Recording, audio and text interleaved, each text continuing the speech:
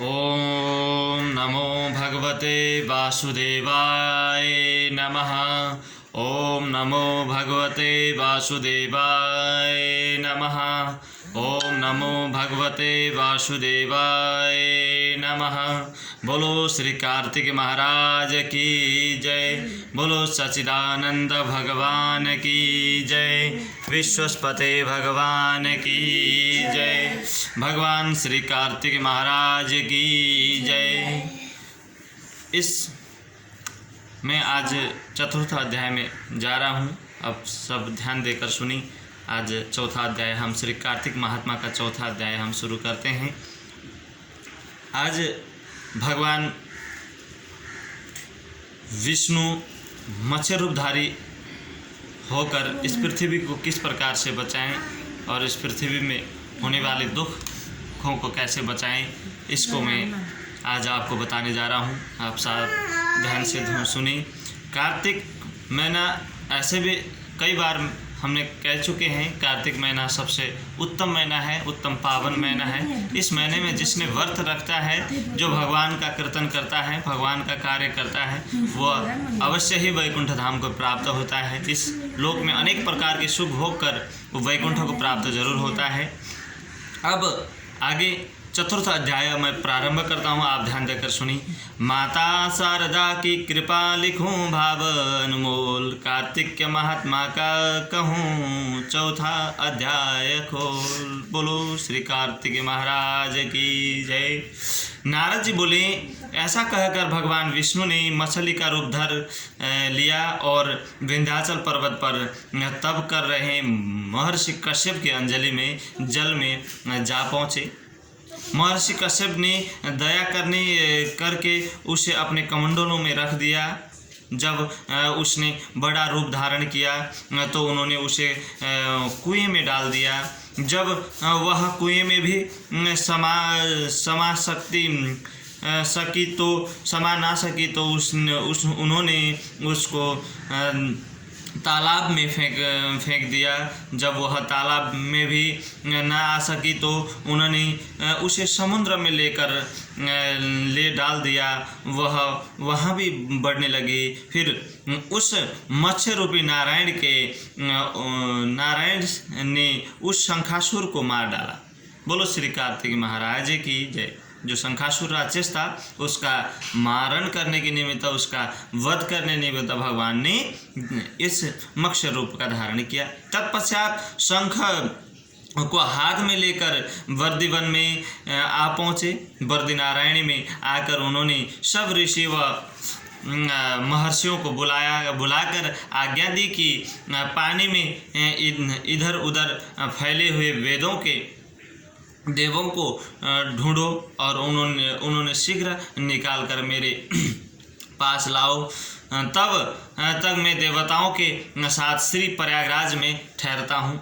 इसके बाद सब ऋषि महर्षि ने मिलकर बस बीजों सहित वेद मंत्रों को ढूंढ निकाला। उन वेदों में से जो भाग जिस ऋषि को मिला वह उसी का हो गया। उस भाग में के उसी दिन से वह ऋषि कहलाए। अब वेदों को लेकर ऋषि महर्षि प्रयागराज में आए और उन्होंने सब भगवान विष्णु व ब्रह्मा जी को समर्पित कर दिया। ब्रह्मा जी वेद देवों को पाकर बड़े प्रसन्न हुए। उन्होंने देवता और ऋषियों के साथ असम यज्ञ किया। यज्ञ के अंत में देवता गंधर्व यक्ष नाग भगवान विष्णु को दंडवत करके प्रार्थना करने लगे। देवताओं ने कहा है, हे जगन्नाथ, हे प्रभु, हमारी प्रार्थना सुनिए। हम लोग के हर्ष का समय है, इसलिए आप हमें वरदान दीजिए।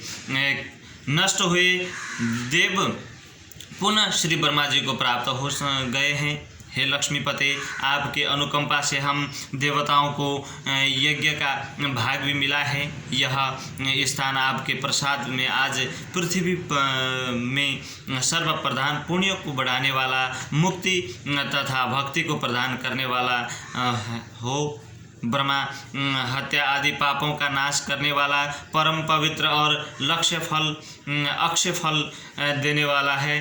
वरदान हमें दीजिए। भगवान विष्णु ने कहा, जो कुछ आप लोगों ने कहा है वह मेरा ही ध्येय है। जैसा आप लोगों ने कहा है वह यह स्थान आज में ब्रह्म क्षेत्र के नाम से पुकारा जाएगा। इस स्थान पर गंगा जी व सूर्यपुत्री यमुना जी का संगम होगा।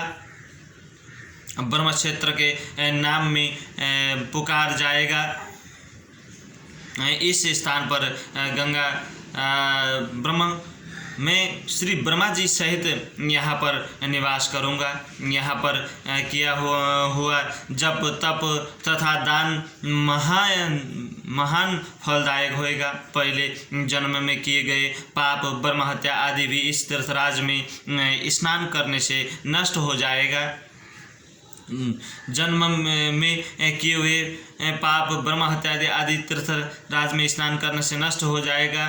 जो लोग अपने पिता आदि को यहाँ लाकर तर्पण व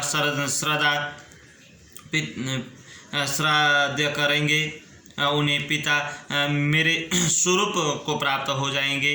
वह तीनों प्रकार से मुक्ति हो प्राप्त करेंगे।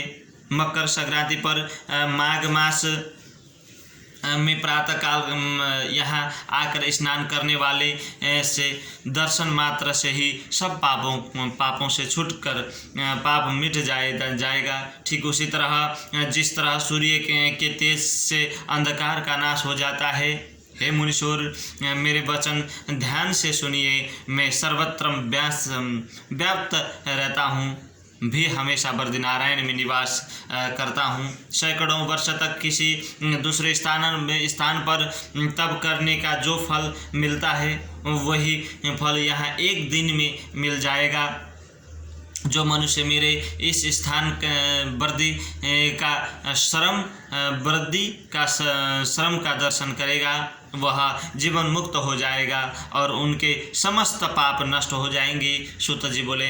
ऐसा कहकर भगवान विष्णु अंतर्ध्यान हो गए और देवतागण भी अपने अंशों को वहीं छोड़कर चले गए। जो मनुष्य इस कथा को श्रद्धापूर्वक कहते हो सुनते हैं वह श्री प्रयागराज वह बर्दी का श्रम जाने व स्नान करने के समान फल प्राप्त होएगा। बोलो श्री कार्तिक महाराज की जय। बोलो भगवान विष्णु की जय। बोलो भगवान श्री कार्तिक महाराज की जय। बोलो बद्रीनारायण भगवान की जय। बोलो माता लक्ष्मी की जय।